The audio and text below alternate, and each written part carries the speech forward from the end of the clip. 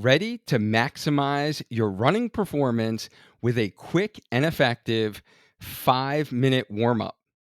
Incorporating this simple, easy to follow routine of exercises specific for runners will not only keep you healthy, but prime your body for running so it feels easier and more enjoyable. Warming up is crucial to preventing injuries and enhance your overall performance. In this episode, I'm going to share with you why it is important to incorporate a warm up, stretch, and drill routine that you can incorporate to your everyday activities. We will also talk about the specific exercises that will warm up your body, loosen up your muscles, increase blood flow, and activate key muscles for running. Taking 5 minutes before a run can make a world of a difference. Now, let's get started and not only preparing your body physically, but also mentally for a resilient and enjoyable run. If you are still doing the old bend over, touch your toes, standing, holding onto a wall to stretch your calf, or the old like sit and reach, or you sit down on the floor, put one leg out in front, and you try to stretch your hamstring, then this is the training for you. Or you might be a runner who just heads out the door and starts running, and you're wondering why your runs never feel easy, or why you keep getting injured, or you just chalk it up to I'm just getting old. It's just part of aging. And as a doctor of physical therapy and run coach, this is by far the feedback I received the most during my second coaching call with the clients that I work with, in that they can't believe how much better their runs feel by incorporating this 5-minute routine consistently that I will cover with you today. Here is what you will learn by listening today and then hopefully implementing. Why is a dynamic warm up important for runners? What to do before a run, how do you stretch before running, and 4 running drills to do before a run. Now, I know this is the audio and video version of why we incorporate these specific warm up exercises. However, I do have an instructional video that you can follow along and learn how to do the exact exercises with me. So just click the link in the show notes that I have for you for the YouTube video, which is actually the second most popular YouTube video watched on my channel. So that is why I wanted to share the why behind all of that here with you today. So click those show notes.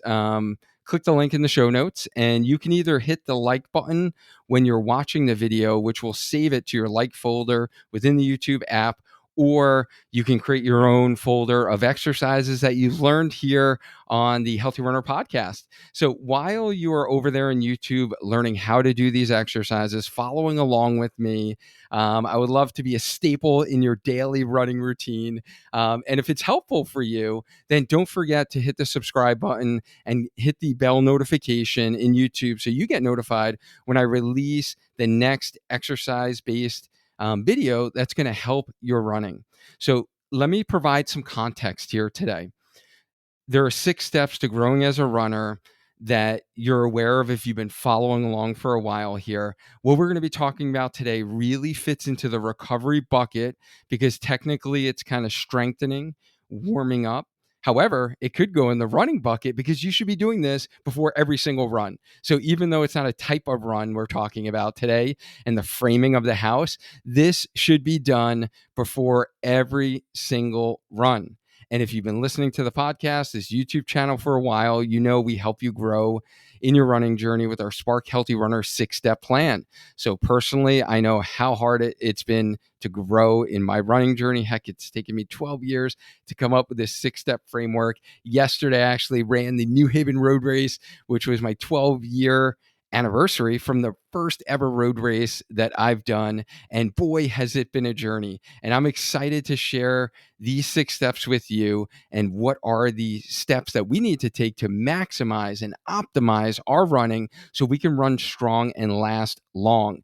What are those steps? Mindset, strength training, run plan, nutrition, recovery, and your race strategy. And when you execute these 6 key parts of your running journey, you're not only feel more confident in getting stronger and faster, you're going to stay healthy and enjoy the process of running again. And you're going to crush some races along the way.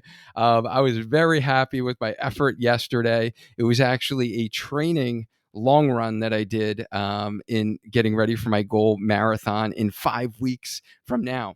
So back to today's episode, I'm going to teach you about the kind of the non-sexy part, honestly, of being a runner, and it's filling that recovery bucket. And recovery is a part of the training.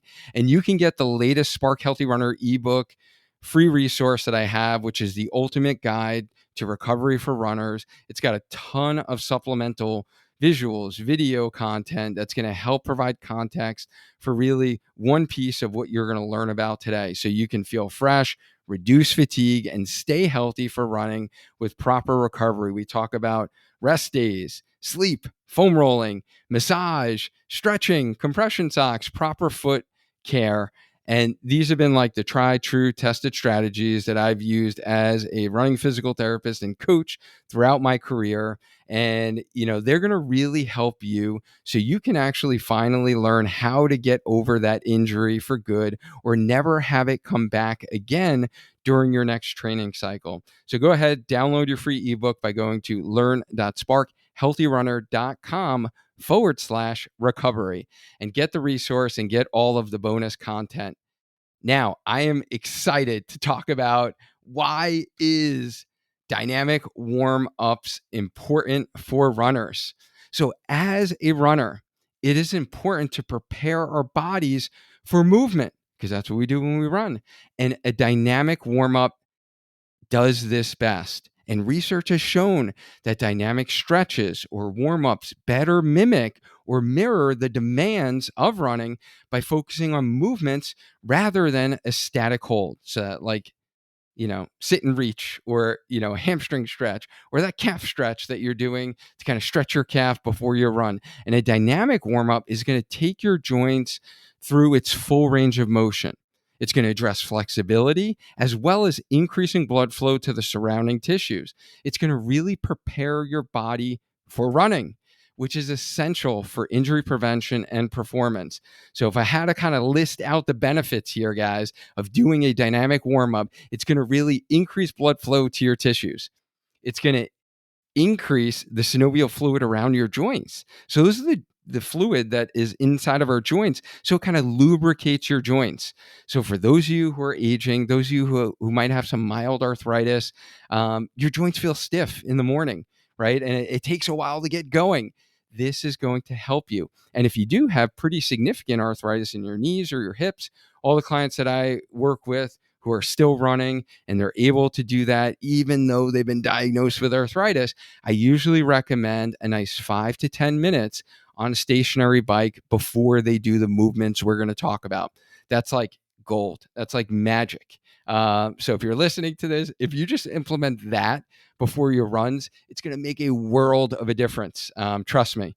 I've had many clients with those conditions that have been able to really see a significant benefit because they're warming up the joints and kind of lubricating the joints before they actually go run. The other benefit of a dynamic warm up is it turns on our muscles. It gets them on and popping, guys. Like we need to activate these muscles before go time, even if it's an easy run, right? So we know that 80% of our runs should be in the easy zone. Even if it's an easy run, we still need to turn on running specific muscles. The one that I absolutely love is kind of our side hip muscles, right? Because we're always on one leg. So you're going to notice some things about the exercise I'm going to talk about that they are on one leg, and we need to turn these muscles on. It also prepares our body, your entire body, with a combination of movements focusing on different muscle groups. And a good dynamic warm up is going to really focus on moving through a comfortable range of motion. So we're really working your flexibility. It's going to activate those muscles with strengthening type movements. And it also provides a balance challenge for stability on one leg, which is important because us as runners are always on one leg. And it's really going to prime your body for the demands of running. All right. So those are all the benefits, right? Sounds amazing. So what do we actually, how do we incorporate this, right? Like, where does this fit into the picture? And this is really what to do before a run. So here would be the structure of your run days in order of operations. Number one, I like to do your soft tissue prep. Unless you do have a stationary bike at home, you have an elliptical, you want to go for a walk, you want to go walk the dog first, go do that 5, 10, 15, 20 minutes, something very low level, very easy to even get more blood flow. And then you're going to do your soft tissue prep and how to improve. Kind of the goal here is to improve blood flow and stimulate your nervous system. And if you want to learn more about that, I did a whole episode 181 on the Healthy Runner podcast. I will put that link in the show notes below on how we do that soft tissue prep. Number two, we're going to do mobility and stability. So this is to loosen up your joints and activate specific muscles. I did a whole episode on that, episode 185 on the Healthy Runner podcast. I'll put that link in the show notes below. And then we're going to do this 5-minute dynamic warm up. We're going to talk about to prime the body for running. And then number four, you go for your run. Enjoy the mental clearing miles. And then number five, and this is only honestly if you have time after your run and you're not rushing into work, then this is where you can do some of your static stretching. Only after your run, never before. Only after your run. For those of you with a specific pain point, let's say it's plantar fasciitis, let's say, maybe plantar fasciitis or even runner's knee, a common impairment that we see is the lack of ankle mobility or tight calves. So if you've been told, you've been assessed and it's like, hey, your calves are really tight, then that's what you need to double down on after your runs. You don't necessarily need to stretch every muscle throughout your body after every single run, because honestly, the reality is that's probably not realistic for most of us, including me, right? I do not do that every day after my runs. For me, it is my tight calves. That is my trouble spot. For some of you, it's tight hip flexors. You might think it's tight hamstrings. I'm just going to put that out there right now. But that is pretty much the least on the priority list that I would ever do. Even if you have hamstring pain, especially if you have hamstring tendinopathy, stop stretching your hamstrings. All right, I'm going to get off that soapbox now. We have previous trainings on upper hamstring tendinopathy, PHT. You can do a search for that or just reach out to me. I'll send it to you. So now, how do you stretch before running? There are 8 stretches in our Spark Dynamic Warm-Up. The first, runner marches. This is, and all of these guys, they progress in a fashion which is start with easier movements while your body isn't as warmed up as much, and then they progress to more complex movements, right? So runner marches is, I like to get the brain in the mode of, hey, I got to balance on one leg here. I'm going to use reciprocal motion. I'm going to put one arm in front and I'm going to lift my opposite knee. So we're going in a march position. I'm activating my core. I'm tightening that side hip muscle I talked about before so your pelvis isn't dropping. And then you're switching feet, kind of like you do when you run, right? So nice, easy one. Runner marches kind of gets everything activated. You're thinking stand up tall, chest out, shoulders back, relaxing your neck.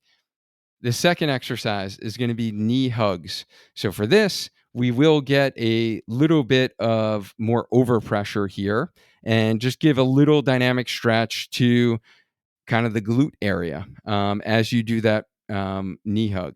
The third exercise is going to be the knee hug with a lift, which is important to be able to do a calf raise. So now we start to incorporate the calf muscles as long as it's not painful at all for you and you have pretty decent balance. That one is a little bit more challenging technically. So if you can't do it without holding on something, that's okay. You just skip that. You don't need to do the lift.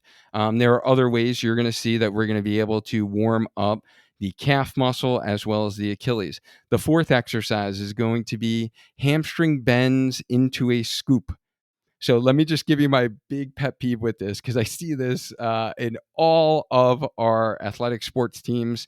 If the rationale is a hamstring stretch and not a lower back stretch, which most individuals will not feel a lower back stretch with it anyway, then you don't want to bend your spine and flex your spine. So rounding your spine. We want to maintain an arch, Meaning, when you do this scoop exercise, you want to think of sticking your butt outward. So it's almost taking that sit bone and sending it outward and maintaining your back nice and straight or arched. So your chest is out. And that actually creates, because where your hamstring attaches on the ischial tuberosity, that sit bone, it actually creates a little bit of a stretch there. All right. We're not doing anything aggressive during this dynamic warm up, by the way. It's a gentle stretch that and pull you should feel in your hamstring. If you don't feel in your hamstring, most likely you're doing it wrong. And you're doing what most people do is like bend and slouch. So, again, watch the instructional video. You'll see exactly how I do that. But I figured I'd mention that point because it is pretty much the most common mistake everyone makes with any warm up, and all athletic teams, all, if you're in your teens, your 20s, you learn it this way and you do it forever that way. So then when you become an adult runner, you're still doing it wrong, essentially. So number 5 is going to be the reverse lunge. And I love this one because not only are we activating our glutes, activating our quads, but we're getting a nice dynamic stretch to the hip flexor muscle group. And then I like a forward lunge, which is also going to give you a nice dynamic stretch to the hip flexors. And now I like to bring the arms up so kind of incorporate a little bit of a stretch to the abdominal region and really incorporate the movement going in a forward direction. Next is going to be the side lunges. And you have to remember to do this in both directions, but this is going to be great because we're not only warming up and activating your quads, your glutes, and really when you go to transition and stand on one leg, your side hip muscle, so that gluteus medius muscle, all important running muscle, but we're getting a nice dynamic stretch to your adductors. So those inner thigh muscles, for those of you with a history of adductor strains or groin pain, then this is going to be extremely helpful for you. And then lastly, we finish off this series. The 8th exercise is going to be monster kicks. Monster kicks I love for activation of the hip flexor muscle, but then it dynamically stretches the hamstring. And then I like to do it in a powerful manner where you kind of slap your foot down to the ground using your glutes, because we got to use our glutes when we run, right? So those are the 8 specific dynamic stretches or dynamic warm up that you're going to do. And many of those you probably have seen elsewhere. Like I said, in other sports, a lot of those are pretty standard-ish. I'm going to say exercises that I've, learned and really perfected over essentially 20 years as a physical therapist, and giving, to athletes and kind of refining it, doing it myself, right, on a daily basis. And now we're going to get into 4 specific running drills to do before a run. And these are going to be the running specific drills. And honestly, quite frankly, if you are warmed up already, if you've done another form of exercise, or if you, quite frankly, don't have time for 5 minutes, then this would be like the 2-minute version of how to warm up before running, which I frequently have to incorporate, especially during marathon training. So these are going to be the running specific drills. So the first one is going to be leg swings. So you'll see in the video, we do them front and back. I did not shoot side to side. However, I'll tell you, I do side to side now. I love the side to side as well. For that one, though, you do need to hold on to a wall, an object, a car, a telephone pole. I'm thinking of all the things, a fence, the things I hold on to during runs. And you kick out to the side and you kick across, which is going to give a dynamic stretch to the adductors, the inner thigh muscles, and then the outer thigh muscles, your TFL muscle, your side hip muscles, the IT band, right? Those are going to dynamically stretch it with those side to side movements. The front and back movements I do like to do without holding on. If you need to hold on for balance, totally fine. But if you're looking to work your balance a little bit, then I like to do my short foot activation exercise. If you don't know that exercise, the best exercise any runner can do, search for it on my YouTube channel, Short Foot for Runners. You activate that muscle. You're stabilizing on one leg like we need to do for running. And now you're kicking forward and back, getting a nice dynamic stretch when you kick forward to the hamstrings, when you kick back to the quads. And then you're using reciprocal arm motion, just like you do when you're running. So great exercise, the leg swings, I'm often doing leg swings in the middle of runs at times, especially for speed work days or tempo days. I'm going to do my easy miles. I'm going to stop. I'm going to do some leg swings, forward, back, side to side. Or if you ever are just feeling tight during a run, like you just have some of those days where you just feel some tightness in the front of your hip, in your hip flexor area, then do some leg swings and try to loosen that up. Just don't be like super aggressive when we do this, guys. It should feel comfortable, right? And you should feel looser after you do it. So the second running specific drill is going to be the pulling drill. And this really trains your neuromuscular system. It's definitely working on more coordination.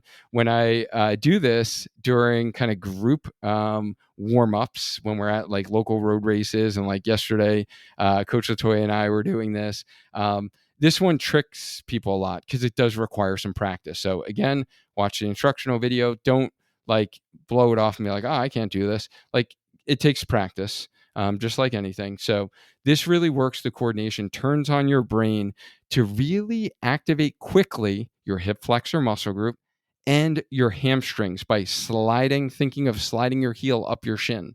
It doesn't slide up your shin. You'll see it when you see the exercise, but it's really training that quick kind of turnover and using those muscles in that fashion. The next one is going to be the wall drill, which is absolutely fantastic for the calf muscles and to activate the calf, which is the most utilized muscle when we run at our easy pace in percentage of muscle contraction compared to any other muscle in our legs. So the calf muscles are worked a lot. That is why you need to strengthen your calf muscles on your strength training days. Do not neglect your calf muscles, even though I know they're boring. Like, who likes working out their calves? I never used to. I always used to ignore it. And then I wound up getting plantar fasciitis, Achilles tendinopathy. You know how we cure those conditions? Is by having strong calf muscles, because running requires a great demand on these smaller calf muscles than any other muscle in our legs. So the wall drill is great for activating that muscle, turning it on, and starting to load the Achilles tendon, especially as you get to the middle-aged years, guys, in your 40s, 50s, 60s. The Achilles tendon blood flow goes down. The Achilles tendon normally doesn't have a lot of blood flow to begin with. So we need to actually load this tissue for the demands of running, especially if you're going to be running up any significant elevations during your runs. So if you live in a hilly area where you can't avoid hills, like, you need to make sure that your Achilles tendon has proper blood flow in it and it's been properly loaded before you actually go out there and do a repetitive movement like running. And then the other activation I like here is the hip flexor activation with the wall drill. And then lastly is A skips. And this is to really stimulate that rebounding effect off of the ground, where we're really loading the elastic properties of our tendons, which are super important. This would be like if you're not doing any jump training in your strength training, or what we call plyometrics, then this would be your plyometric, right? So this is like the introductory level of introducing any plyometrics into your training. A skips, great exercise. There are also B skips for those of you who maybe did sports before. So on my speed work days, I do B skips, but I didn't include them here because my goal for this warm up was to prioritize what most runners need and that they can actually do in 5 minutes. And literally, you can do it in 5 minutes. It's all timed. I talk you through it. It's 5 minutes of dynamic warm up. So if you need clarity and focus on how to actually integrate recovery exercises like this, some of the things I talked about today, whether you got like a cranky Achilles tendon, plantar fasciitis, hamstring tendon pain, or runner's knee, IT band syndrome, any of those, and hey, you know what? I've just been really like focusing on my running and I'm ignoring all the other little things. Well, all those other little things are actually 5 steps in how we grow as a runner. Running is only 1 step. So if you're not maximizing those other 5 steps, that's exactly what we do in our Spark Healthy Runner coaching program. We teach you to grow in a runner, to not only crush your running goal, but avoid feeling frustrated because you get injured or you're not getting any faster. We act as your guide in mastering those 6 key steps of your running journey: mindset, strength training, all structured out for runners, a structured run plan, So you're not being like your own worst enemy and either running too fast, running too much, or don't know when to back off. Also maximize nutrition, recovery, and your race strategy. And when you get the structure and you're able to actually execute these 6 key steps in your running journey, you're not only going to feel more confident to get stronger and faster, you're going to stay healthy and enjoy the process of running again. Just like a well-built home is going to require a little maintenance, right? And bring you a lifetime of happiness for you. That is what all of the runners are able to experience who have went through our program. That's exactly what I experienced.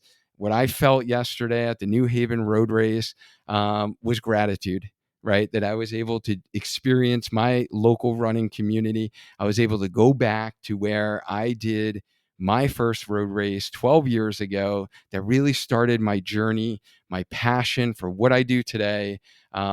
So that is all I have for you guys.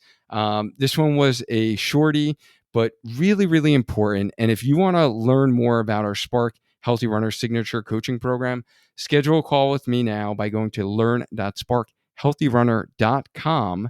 And I'll be, happy to hop on a call with you and see if you're a good fit for how we help runners. I really hope, you learned something today. You found value. This was helpful to hear. Some of it probably you've heard before. And I'm really hoping that you take action to be consistent with it. And that's why I created the instructional video. So don't forget to save it, right? And go through it with me, right? I'll hold you accountable on your TV as you stream it there or you watch it on your phone so you can actually perform these exercises and follow along and then lock them into your long-term memory so you don't need to play the video and follow along each and every time you go out for a run. Guys, as always, let's maintain a strong mind, a strong body, and let's just keep on running. Until next time.